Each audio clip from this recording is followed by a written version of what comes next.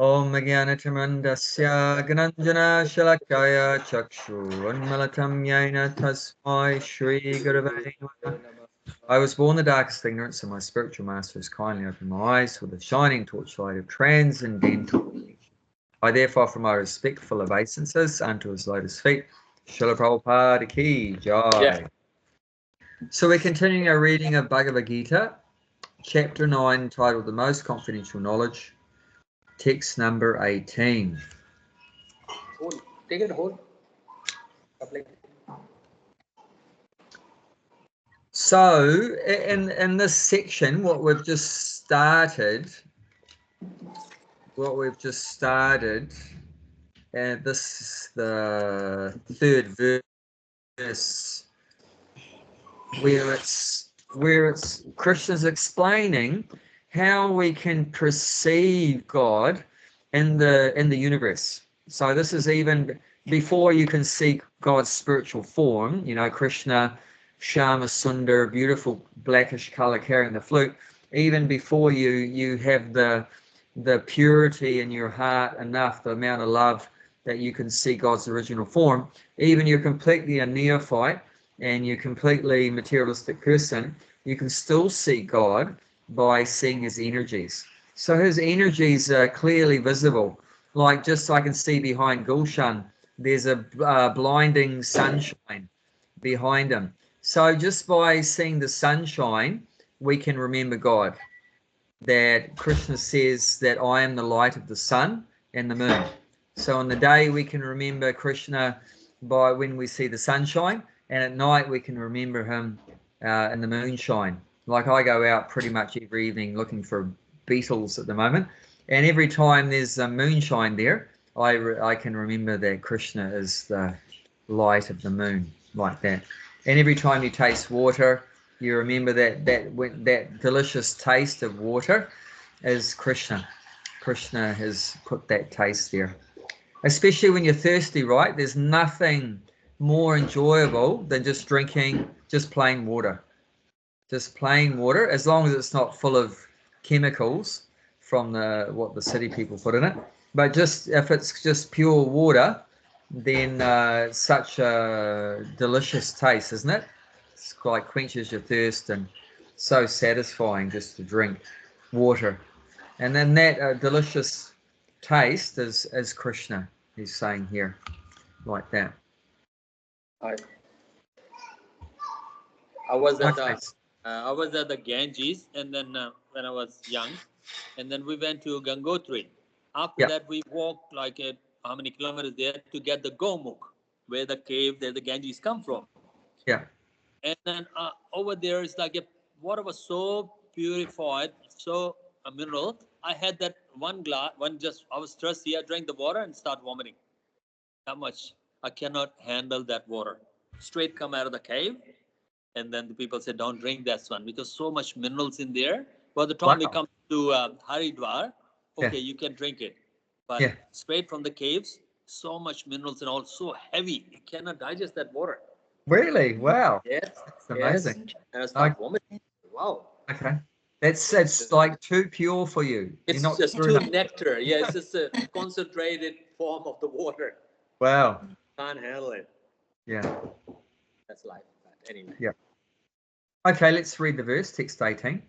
Gatir Bhata Prabhu Shakshi. Gatir Bhata Prabhu Sakshi. Nivasa Sharanam Suhrit. Nivasa Sharanam Suhit. Prabhava Pralaya Stanam. Prabhava Pralaya Stanam. Nidhanam Bijam Avyayam. Nidhanam Bijam Apayam. I am the goal, the sustainer, the master, the witness, the abode, the refuge, and the most dear friend. I am the creation and inhalation, the basis of everything, the resting place and eternal seed. Bijam, seed.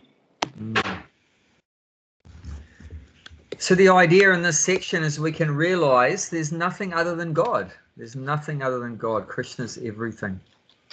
And later on, in the first seed verse, Bhagavad Gita has 4 seed verses or essential verses. Does anyone know which section the 4 seed verses are in?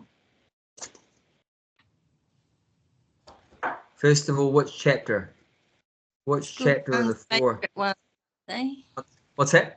Aren't they Gulshan's favourite ones?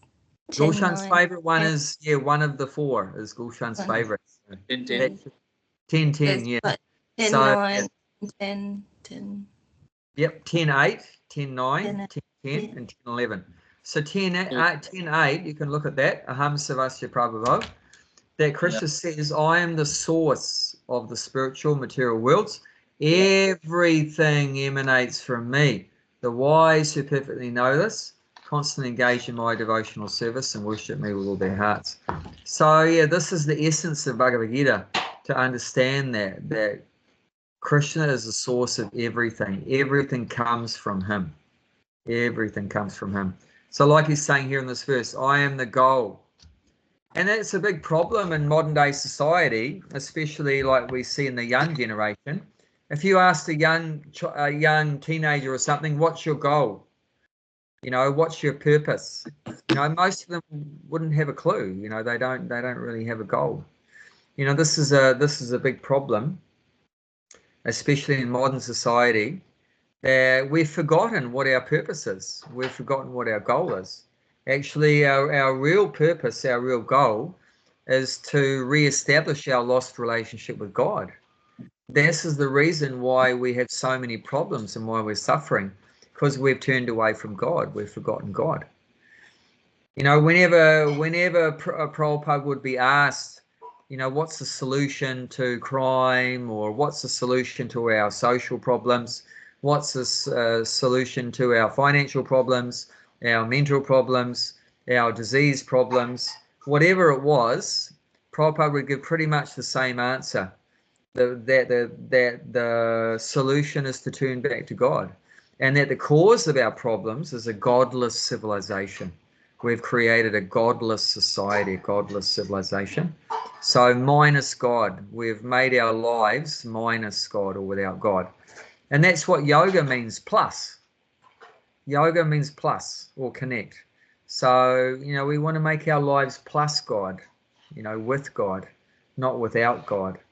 We think that we're going to be happy without God, but that actually doesn't work. And we've all tried it, right, to be happy without God. And were we successful?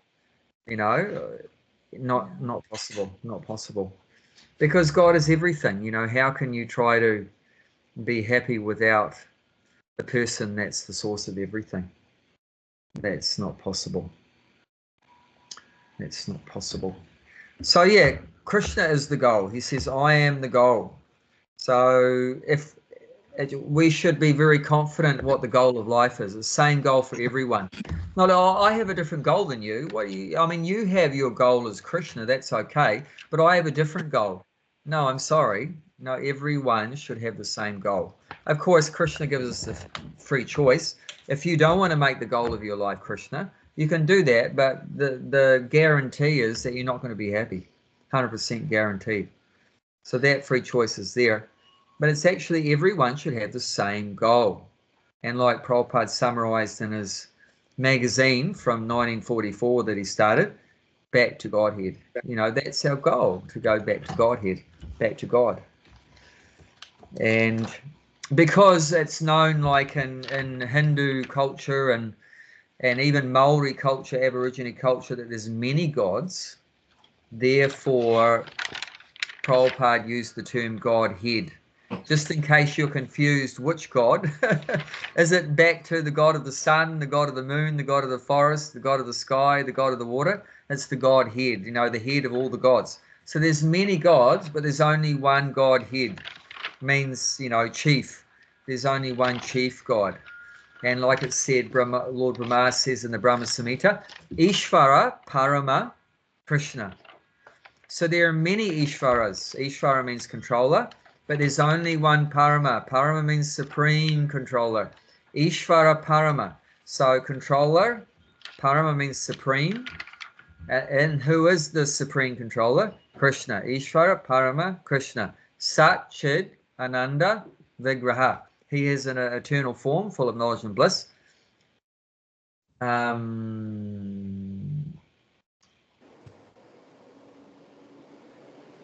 Anadir, yes, Anadir, Adir, Govinda.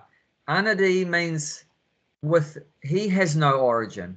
Adi means the origin or beginning, and A in front of it, An in front of it, means he has no origin. Anadir, Adir, Govinda. So he is the origin, he is the Adi, he's the origin of everything. So there's no origin to Krishna. Like people ask, okay, you say everything comes from Krishna, but where does Krishna come from? There's no where does Krishna come from. So everything comes from Krishna, but Krishna doesn't come from anything. He's always existing. He has no beginning. He has no beginning. What did you say, Gulshan? It's anadikal. It's no beginning, no end. Yeah, yeah. So he has no beginning, and he is the beginning of everything else. He's the beginning of everything else. And who is that person that has no beginning and is the beginning of everything else? Govinda. So that's another name of Krishna, Govinda. Gives pleasure to the cows and the senses. Go means cows. In the Christianity, it says Jesus is the Son of God. Yep. And who's the Father then? The Father. The Father is Krishna. As the Father. Yeah. But like in Christianity, he said Jesus is the Son of God, but who's the Father? It must be come from Father, but who's the Father in the Bible? They haven't. It hasn't been identified there. They don't identify him as Krishna, but God is only one. You're talking about materially speaking. You're talking about his father as for of his body. You're talking about the father of his body, like Mary is his mother, right? Mary. Yeah. But it's not mentioned, I don't think, who his father is, materially speaking. But if there is a son, there must be a father. No, but I mean, he's talking about his father in heaven, means God, you know. Mary One of the things he said is, not my will be done, but thine will be done. And Mary, I mean, it was an immaculate conception, means that there is no father identified, but she had Jesus as the son. That's as far as I understand. How can you be son possible without father? No, I would say he does have a father. Of course, in Christianity, it's not presented. It's not presented. There's a lot of things that are not presented in Christianity. But there's a lot of gaps there. Like there's even nothing talked about early on in the life of Jesus. There's nothing mentioned. But there is actually other books that the Christians don't present talking about the earlier life of Jesus. And actually there's other books that talk about the life of Jesus after the crucifixion, which Christians don't talk about. But it's actually said he went back to India, because actually earlier on in his life he was in India amongst other places. And then he went back to India, and it said he actually settled down and had a family in Punjab. And his burial place is actually there. In one place in Punjab, his tomb is there. Christian doesn't believe that. Most of them wouldn't, because that would immediately, they'd probably all have to become Hare Krishna. So they're not. Their false ego is not going to allow that. But that's all right. But there's heaps of books about it. And but so God is the goal. God is the goal of everyone. He is the goal, like that. And if we want to have a very progressive life, then we need to have goals. Even materially speaking, even very successful materialistic people, they all have goals, you know. And there's actually been research done. They've looked at like a whole group of university students, and then they look at them 10 years later or 20 years later or whatever it was. And so at those university students, one group of them had written goals. and what they wanted to achieve. And another group of them had verbal goals. They spoke about their goals, but they didn't write it down. And then the others, that group that didn't have any goals, they're like drifting around, you know. So, and then they look at those three groups like 10 years later, 20 years later, I can't remember. And then they found out that on average, those that had written goals, they were like super successful at how they had achieved things in the world. They were super successful, you know, big positions and very rich and everything. And those that had verbal goals, they had sort of done all right, but not super duper. And they you know, didn't have a bad life, but they were in the middle. And those that didn't have any goals earlier on, not verbal, not written, no goals, just drifting around, they were real losers, you know, even 10, 20 years later, they hadn't really got anywhere, just drifting around still. So yeah, it's very important to have goals, very important. So materially, of course, you know, we make some goals, but spiritually we should make the goal as Krishna. That, and there's one verse Prahlad Maharaj says in the 7th canto, Natevadu swarta gatim he Vishnum, that they do not know, so he's talking about the non-devotees, they do not know that the topmost goal is Krishna, Vishnu. Natevadu swarta gatim he Vishnum. So gati, like I think it's, yeah, same word here, gati, the first word here, goal. So gati, Prahlad Maharaj is saying the gati is Vishnu. The goal is Vishnu. Swarta, arta means the most valuable. The arta means very valuable thing, very valuable thing. So the topmost valuable goal is Vishnu, like that. But Prahlad is saying that you know, non-devotees, they don't know that the goal is Vishnu, and what do they think the goal is?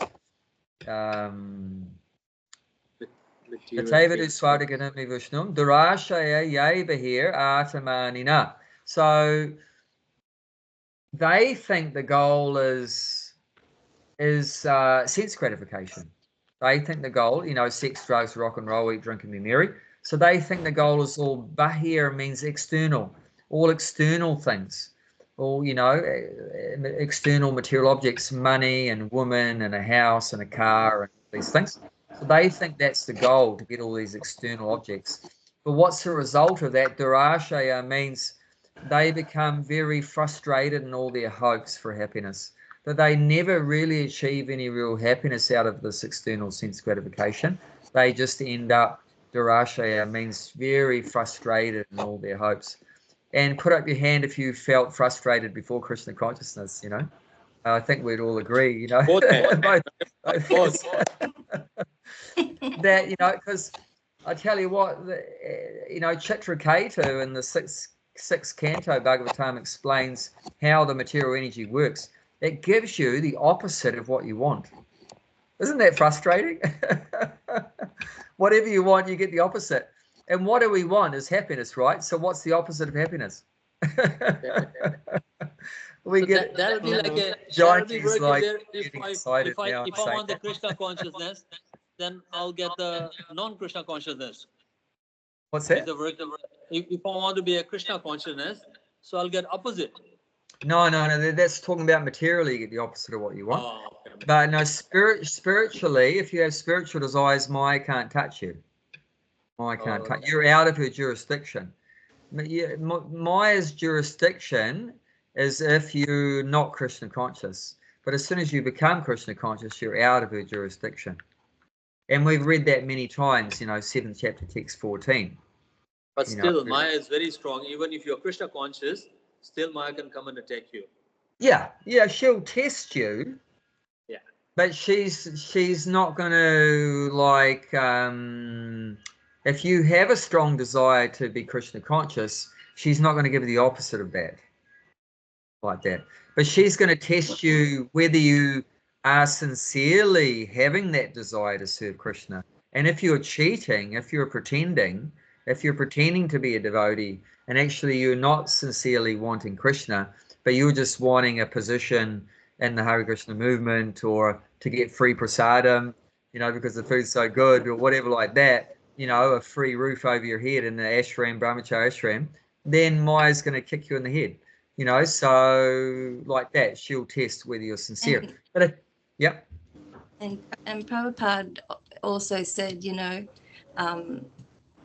what do you say? You're always conscious, and sometimes you're Krishna conscious, but most of the time, what I can't remember how he said it, but it's like it was actually my Guru Maharaj he was talking with about that. Guru Oh, Maharaj okay. asked at the time, and that he went to Prabhupada once and said, Prabhupada, sometimes I feel like I'm in Maya, that I'm falling into Maya. And Prabhupada said, you're always in Maya, and sometimes you're falling into Krishna consciousness. That is true. Not that sometimes yeah. that, you know, that I'm Krishna conscious and sometimes I'm falling into Maya. But he said, you know, you're always in Maya and sometimes you're falling into Krishna consciousness. Like, that was a semi-joke. But, you know, just also indicating that, you know, it's not so easy to get out of Maya. We think, oh, I joined the Hare Krishnas, I'm out of Maya now, you know, 1 week later. But it's not quite so easy, you know, it takes some time. Because and that's because we're so attached to these external sense objects. We haven't completely let them go. In many cases in our hearts, we're still clinging on to that hope that, yeah, maybe I can be a little bit happy in the material world. We're still in the back of our heart, isn't it? That maybe there is a chance that Abhay Charan Das can be happy in the material world. And live in my little food forest and be happy. With my very surrendered Dharma Patni wife. But we can Johnny's frowning at me. we can spiritualize it, everything that we are doing and being and experiencing, if we have the consciousness that we need to be well, happy, so that we are mentally and all that well, so that we can serve in the best way. Yeah. You know, I mean, it's nothing wrong to be happy. I think it's necessary to be happy. Yeah. And one time a disciple told Prabhupada that such and such disciples morose or depressed, and Prabhupada said, oh, he's not a devotee. Because he said devotee means happy. He said devotee means happy. Like the early days, right? They were all hippies. And Prabhupada said they used to be happy. morose, you know, morose, dark-faced, dirty hippies, and now they're happies. So the hippies became happies, and that was, you know, famous that he said, you know, the hippies became happies. So, yeah, definitely. But the question is, where is the happiness coming from in a devotee? Where is it coming from? From Internally. Its gratification? Internally. What's that? Devotee will be happiness internally. Yeah, internally, from its loving relationship with Krishna, and then that expands into loving relationship with other souls as well, you know, because with Krishna in the center of those relationships. And there's one verse by a great Acharya, Prabodhananda Saraswati, that says, in that verse, it says, Vishvam Purana Sukhayate, that for someone that's received a sidelong glance of Lord Chaitanya, just means a glimpse from Lord Chaitanya, his merciful glance, then the whole universe becomes happy. Normally we don't say that the universe is a happy place. Normally we say the universe is a miserable place with birth and old age and disease and death, right? Full of miseries. Krishna himself says in the, where is it, which, in the 8th chapter, text 13 or 14, Dukalayam Ashashvatam, 13, I think it says. 8th, you can look at that, tell me if I'm right, 8:13 or 8:14, or 8:15 maybe, maybe 8:15, yeah. I think it's around 8:15, somewhere like that, 8:14, 15 or 16. Dukalayam, look for the second line, says Dukalayam Ashashvatam. Like that, Dukalayam Ashashvatam. So Krishna, who created the material world, declares here in this verse that the material world is Dukalayam, a place of miseries, and Ashashvatam means temporary. It's a temporary place full of miseries. So it's either 8:15 or 16. 15. 15. Yeah. Yeah, Dukalayam Ashashvatam. So even though that's normally what we say, the universe is Dukalayam Ashashvatam, but this verse says if Lord Chaitanya just looked at you for like a millisecond, then it's Sukhayate. It's you're full of happiness for you. Everything you perceive is just full of happiness. And we see that in Prabhupada, right? That he lived that. He was always happy. You're not going to find 10,000 disciples. You're not going to find one disciple that said, oh, on such and such day, Prabhupada was unhappy. No, he was always happy. I mean, he had difficulties, but he was still happy. And that seems contradictory, doesn't it? Like one time, Prabhupada, there was one picture a disciple was looking at of Prabhupada, and Prabhupada, the disciple showed that picture to the disciple. He said, Prabhupada, in this picture, you look sad. And Prabhupada said, that was my greatest ecstasy. That was my moment of greatest ecstasy. Because there's one quality of a pure devotee called Maunam. Maunam means very grave. Gravity, grave. You know that word, Deepa? Mauna? I thought, yeah, well, my limited language, I thought Maunam was to be silent or, no, non-speaking, but I'm probably wrong. No, that's not.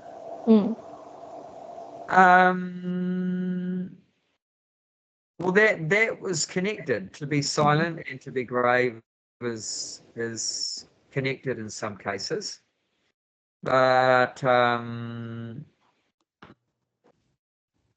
because what gravity means, one understanding of gravity is what you're feeling inside is not expressed outside. You can't tell. You can't tell what the person's going on inside the person from their outside. On most people you can, right? If they're happy inside, they look happy outside. If they're sad inside, they look sad outside. But someone that's grave, you can't tell. And many times you'll see Prabhupada's facial expression. You can't really tell. He's like really, there's a particular word for that when you call it, like, I think stoic or something, not stoic, or, just a really sort of flat expression sort of thing. It's pretty hard to tell what's going on inside just from the externals. So that's the quality of a pure devotee, is their grave. You can't tell what's going on inside them, from the outside, like that. That doesn't work with me. Chinese saying that doesn't work for her. It's immediately obvious if she's not happy. To everybody. Yeah, no, it's okay. Yeah, well, it's work in progress for us. Work in progress. Even you leave.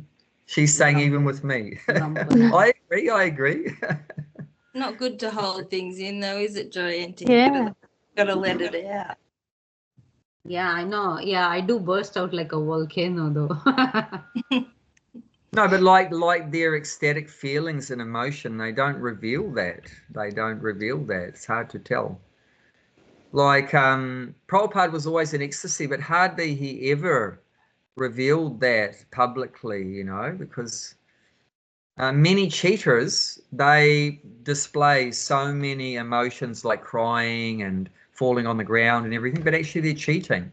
They're trying to put on a show that they're spiritually advanced. But the really advanced devotee doesn't want to make any show like that and like cheapen the whole process like that. And a few times Prabhupada couldn't keep it in. There was so much overwhelming spiritual feelings inside of him that it just burst out. So sometimes it'd be like, Jaya Radha Madhava, and didn't even finish the line, and just tears would just shoot out of his eyes sideways, and he'd just become stunned in ecstasy, and he couldn't speak, and he'd just be completely motionless on the Vyasasana for minutes like that. And that happened on a few occasions.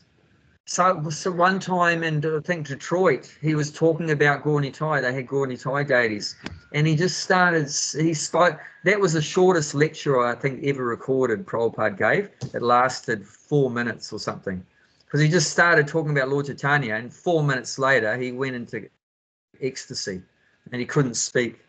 He just said, Lord Chaitanya is so merciful. And then he just shut down. His whole body just collapsed, just shut down in ecstasy, just remembering how Lord Chaitanya is so kind. He said, Lord Chaitanya is so kind, so kind. And he just went into complete ecstasy. But usually he could contain it. Sometimes it couldn't be contained. And the example I've given before is like a dam. Sometimes the water builds up too much behind the dam, and they have what's called a floodgate. So if the pressure of the water gets to a certain point, there's a valve that just opens, and the gate will just release that extra water. Because if you don't release it, what might happen is the dam breaks, and you don't want the dam breaking. So to protect the dam, then they'll have these floodgates that just release the extra water to reduce the pressure. So sometimes the devotee has that build-up of ecstasy too much, and it just bursts out. And we have 2 gates up here that normally it'll come out of those 2 gates, the eyes, And so Krishna is the goal. Krishna is the goal. So the great devotees that know that, they're so happy. They're so happy. And those that are fiddling around with these other goals, other than Krishna, I have a goal to be a millionaire. I want to replace Elon Musk, like that. I want to be the CEO. I want this and that. I want to have the most beautiful wife on the planet, or I want to be the strongest man on the planet, or something like that, or I want to be the head of the All Blacks or something. Then, but yeah, you can do whatever you like, but it's not going to bring the real fulfillment, the real happiness, because as Krishna's saying here, he is the goal. He is the goal. He is the goal. And Krishna's not saying that out of his ego. Well, you might think, well, how arrogant Krishna is saying that he's the goal for everyone's life. No, but Krishna's not saying that out of pride and ego and arrogance. He's saying that because he's actually the reservoir of pleasure. Have you seen that small booklet? There was a small booklet that Prabhupada put out, and that's called the reservoir of pleasure.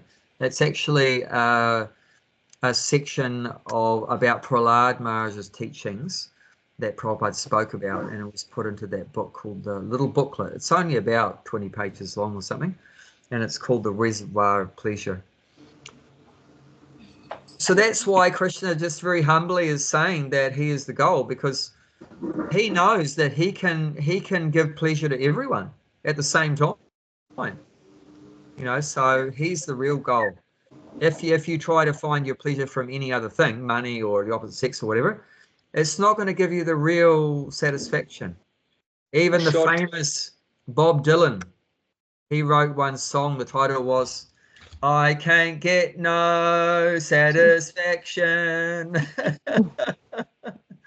I mean, God, if he can't get it, no one can get it, because he was like a super duper pop star. Yeah, superstar. He had all the money he wanted, all the women.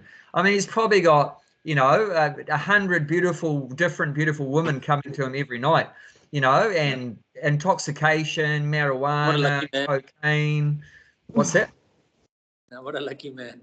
No, if you ask Ben, he will say that was materially, but you know, a lot of these lucky men, they die of a drug overdose, you know, or depression and suicide. Why he's missing out on all this? But- Is it? Why he's saying lucky man? Eh?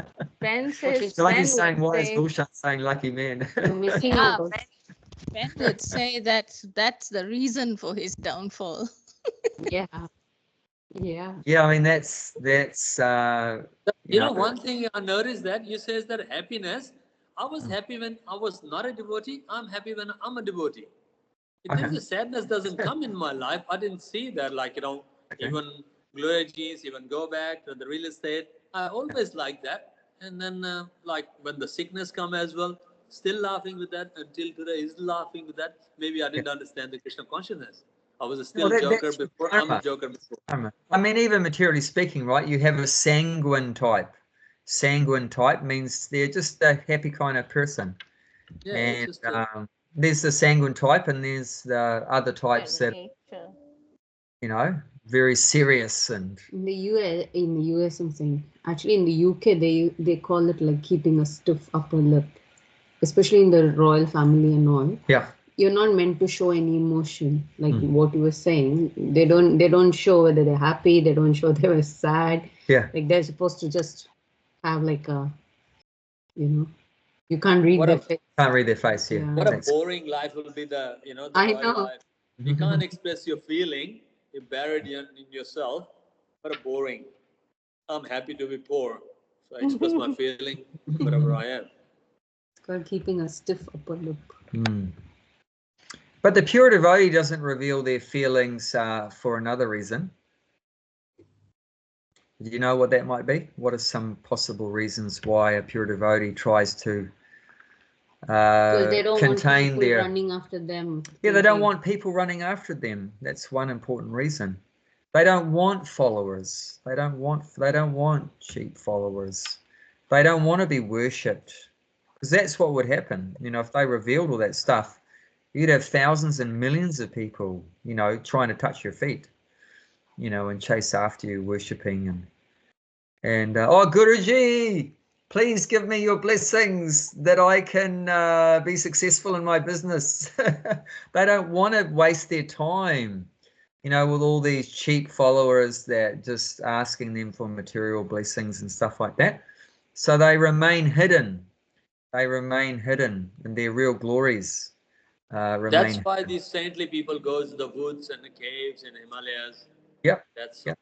they just Well, escape. the reason why they go there is to stay away from the materialistic people. Yeah, they don't want to be where materialistic people are, which is always disturbing. But Prabhupada, he come back to materialistic people and then, you know, Yeah, that's explain out of that- his compassion. That's actually an austerity for him. I mean, where was he? Where did he come from? Vrindavan. Where in Vrindavan? The center of Vrindavan, the Radha Damodar temple of Jiva Goswami, which is regarded as the center of Vrindavan, where Krishna performed his most intimate pastimes with Radharani. And that's where he was. You know, and he gave that up. He sacrificed that to help the most rotten people on the planet and the most materialistic city on the planet, New York, with the most materialistic people, and, you know, really degraded hippies and everything like that. And that was a great austerity. So he did that out of his love, out of his compassion in his heart to, you know. There is Deepa's raised her hand. Sorry. She's a good no. student. See, she raises her hand. Yeah. No. I was just thinking, like, you know, those devotees who don't display their emotions because they don't want, like, you know, what you've termed as like cheap followers and things, but they could use that as a platform to educate and tell about, you know, and have people more aware about, you know, God consciousness, Krishna consciousness, because weren't you even attracted by the happiness that you saw in some of the devotees? And look at where you are now. It's to our privilege, but yeah. I'm just thinking that if people saw some of the emotions, or that how happy they are and how fulfilled and all that more people would be curious and want to know more and that sort of thing. I don't know, just a thought. I just wondered. But yeah, I mean, people get attracted to the devotee anyway, even if he doesn't reveal his, advanced spiritual emotions or whatever. They're attracted by other qualities, like his humility. Like the pure devotee's humility, and like I said, tolerance and compassion, and determination and patience. So many nice qualities. So, I mean, many disciples just commented they were so attracted that in the early days they said they couldn't even understand Prabhupada, his speaking, because of his accent was so strong when he came from India, and they weren't used to that accent and they couldn't understand. But they even though they couldn't understand the philosophy so much, but they were just attracted to his personal qualities, particularly just his compassion and love for them. He was like their father and friend, and like these verses mention that the 17 said, "I am the father of this universe, the mother, the support, the grandsire." This verse says, "I am the goal, the sustainer, the master, the witness, the abode, the refuge, the most dear friend." So Prabhupada was like that too, as a representative of Krishna. He was like the most dear friend. Most people most disciples of Prabhupada felt more closer to Prabhupada than to their father, their mother, their any other friends, partners, whatever. They felt that Prabhupada was their most dear friend. And look at every single letter that Prabhupada ever wrote. What did he write at the last part before he signed his name? Yeah, ever well wisher. Your ever well-wisher, A.C. Bhaktivedanta Swami, your ever well-wisher. And people felt like that he was always wanting the best for them, for everyone. Prabhupada had so much love, and and he didn't even need to have tears coming out of his eyes all the time. They could see. He would cook for them, and especially in the early days, he would, old man, and but he would cook for them. He would serve them prasadam. He would clean up after them. He would, if they had problem night or day, he would be there to help them, and he would be singing and giving his talks and everything like that. So he was giving so much. He was giving so much. Just like a mother is giving so much to the baby, So he was like that. He was like their mother. He was like their father, everything. If they ever had any trouble, he would be there to help them. I mean, one time a disciple had some financial problem. Prabhupada gave the disciple money. And we think, well,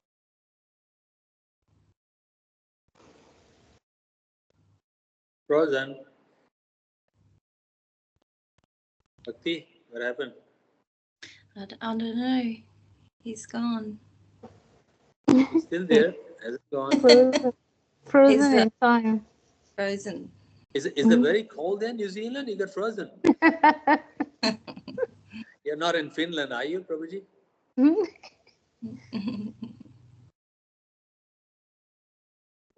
But it's 4 o'clock. Yeah, after 1 hour, There. No.